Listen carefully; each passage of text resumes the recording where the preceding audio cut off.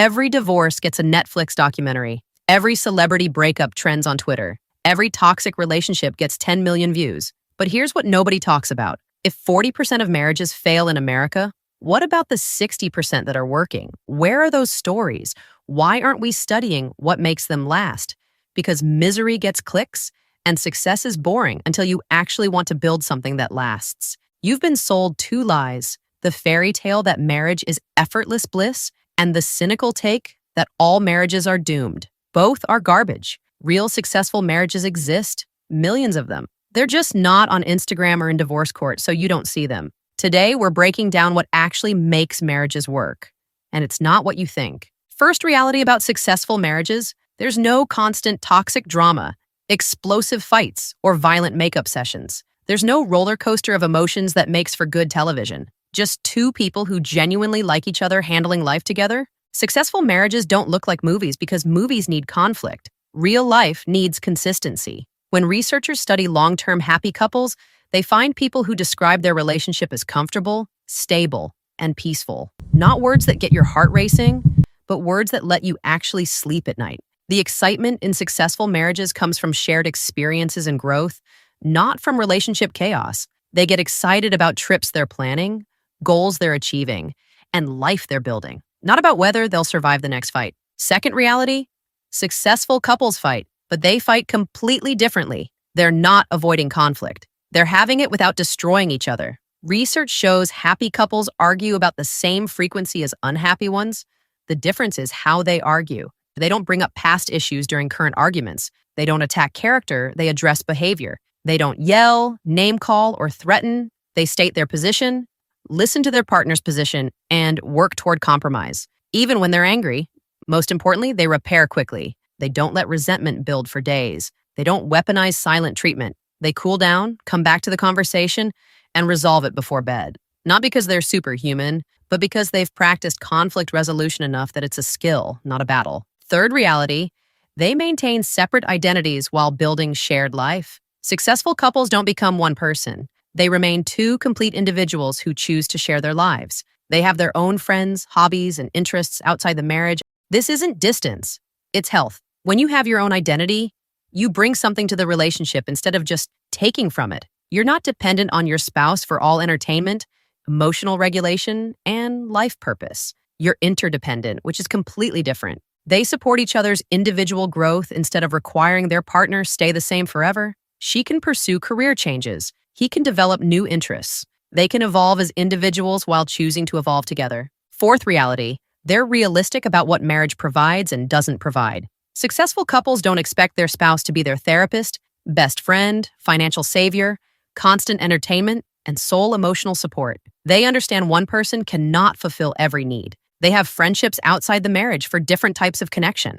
They might have a therapist for processing deep issues. They have hobbies that fulfill different parts of themselves. The marriage is central but not totalizing. This removes impossible pressure from the relationship. Your spouse isn't failing you by not meeting every single need. They're being one important part of a full, complete life. Fifth reality: they prioritize the relationship intentionally and consistently. Successful marriages don't maintain themselves through love alone. The couples actively work on maintaining connection through regular date nights, physical intimacy, quality conversation, and shared experiences. They schedule sex when spontaneity disappears. They plan date nights when life gets busy. They have daily check-ins about how each other is feeling. These things sound unromantic until you realize that intention is more romantic than hoping things magically stay good. Research shows couples who maintain weekly date nights and regular intimacy report significantly higher satisfaction than couples who wait to feel like it. Because waiting to feel like it means waiting until the relationship is already struggling. Sixth reality: they view marriage as a team sport, not a competition. In successful marriages, it's not about keeping score or winning arguments. It's about both people winning through partnership. If one person is struggling, both people are struggling. If one person succeeds, both people benefit. They make financial decisions together as partners managing shared resources. They handle parenting as co-leaders with aligned strategies. They approach problems as teammates solving challenges, not opponents fighting for their position to win. This mindset shift changes everything. You're not competing for who does more housework or who's more tired. You're collaborating on building a life that works for both of you. Seventh reality: They accept influence from each other. Research by John Gottman shows that marriages succeed when both partners, especially husbands, accept influence from their spouse. This means being willing to be changed by your partner's perspective, preferences, and needs. It's not about losing yourself. It's about being open to your partner's input affecting your decisions. She suggests a different approach to something, and you actually consider it instead of dismissing it. He expresses a preference, and you accommodate it when reasonable. Successful couples demonstrate flexibility in decision-making and genuine consideration of each other's viewpoints. They don't rigidly stick to their position just to prove they're independent. They adapt to create solutions that work for both. Eighth reality, they practice gratitude and appreciation consistently. Happy couples don't just love each other. They actively appreciate each other regularly. They notice what their partner does and acknowledge it. They express gratitude for ordinary contributions, not just extraordinary gestures. Research shows the ratio of positive to negative interactions in successful marriages is 5-1.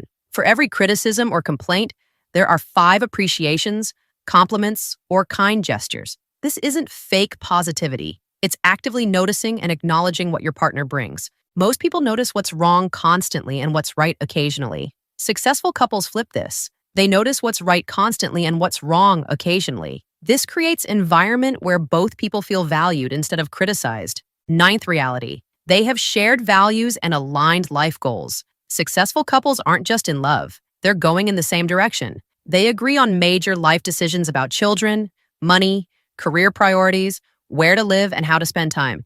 These aren't small details. These are the foundation of whether daily life together works or creates constant conflict. You can love someone deeply and be fundamentally incompatible in life direction. Successful couples figured out compatibility before committing. They don't agree on everything, but they agree on the big things that determine what their shared life actually looks like. And they revisit these conversations regularly as life changes because alignment isn't one-time achievement.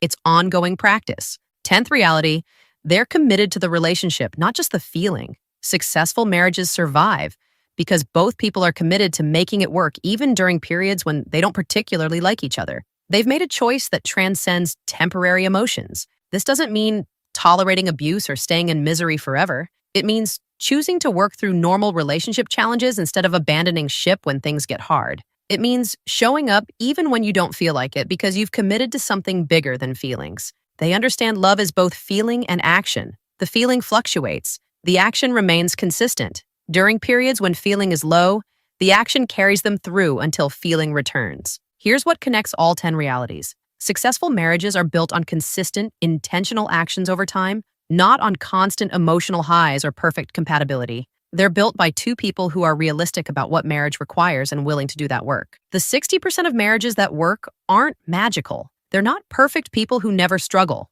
They're ordinary people who approach marriage as serious partnership requiring skill, effort, and intentional maintenance. They're boring on social media because health looks boring compared to chaos. They're not trending because stability doesn't make good content, but they're building something that actually lasts while dramatic relationships crash spectacularly. If you want a successful marriage, stop looking for fairy tale perfection or expecting effortless bliss. Start looking for someone with compatible values who's willing to do the work alongside you. Then do the work consistently, intentionally, even when you don't feel like it. This isn't romantic advice, this is practical wisdom from millions of marriages that actually work. The question is whether you want something that looks good on Instagram or something that actually lasts through decades of real life. Subscribe for more reality-based relationship content that studies what works instead of what trends. Tell me in the comments if you've witnessed a successful marriage and what made it work. We need more stories about what success actually looks like.